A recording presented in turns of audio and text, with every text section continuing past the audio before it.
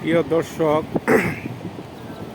আপনারা দেখতে পাচ্ছেন পার্কি সমুদ্র সৈকত। এটা চট্টগ্রামের আনোয়ারাতে অবস্থিত। পার্কি সমুদ্র সৈকতটি একটি নিরিবিলি সমুদ্র সৈকত। এই বীচটি ইদানিং জনপ্রিয়তা পাচ্ছে, টুরিস্ট আসতেছে। এখন এখানে তেমন হোটেল নাই, একটা হোটেল আছে, তবে মানে ভালো না, তাই দূরে টুরিস্ট কমই আসে। আশেপাশের অথবা যারা গ্রুপ নিয়ে আসে তারা একটু আসতেছে। এটা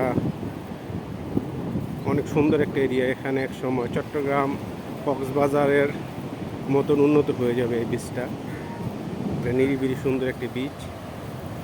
এখানে এই বীচের এই সমুদ্রে বিভিন্ন জাহাজ নোঙর করা থাকে। জাহাজ ওই যে দেখতে পাচ্ছেন, সমুদ্রে অনেকগুলো জাহাজ নোঙর করা আছে। জাহাজগুলো হয়তো মাল খালাস করেছে অথবা মাল নিবে, এর জন্য এখানে নোঙর করে আছে সৈকতে। মোটামুটি অনেক বড় আছে সৈকতটি। পরিবেশটা মোটামুটি শান্ত এবং ভালো। এটা চট্টগ্রামের আনোয়ারাতে অবস্থিত এই সৈকতটা। এই সৈকতের পাশে রয়েছে ঝাউ বাগান এবং এখানে নারিকেল গাছ আছে কিছু। পরিবেশটা মোটামুটি অনেক ভালোই, সুন্দর নিরিবিলি পরিবেশ।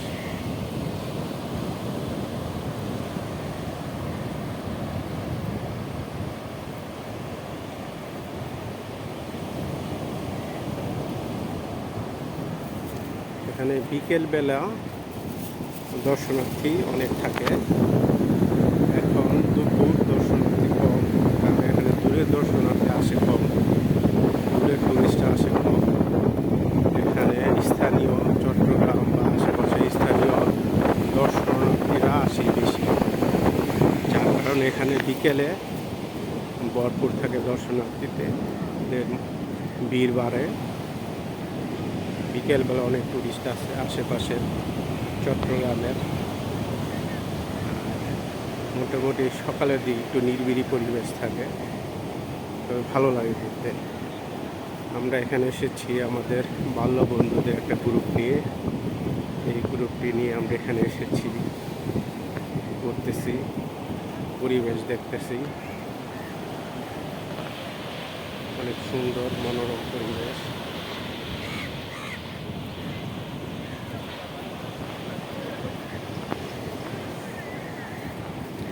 এখানে কিছু নারিকেল গাছ আছে।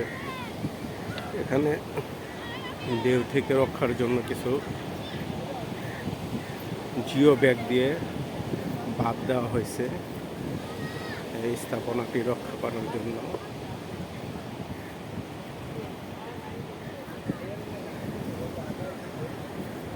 দেখা যাক এখানে কি আছে,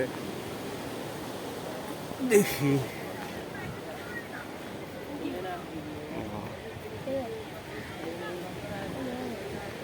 এখানে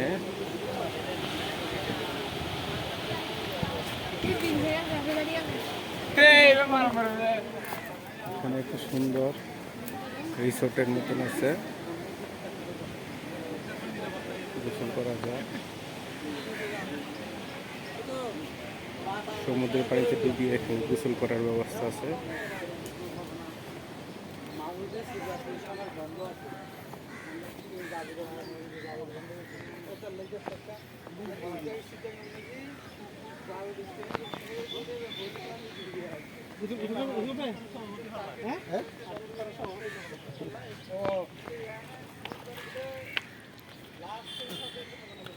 সমুদ্রের লবণাক্ত পানিতে ডুবানোর পরে এখানে মিষ্টি পানিতে গোসল করার ব্যবস্থা আছে।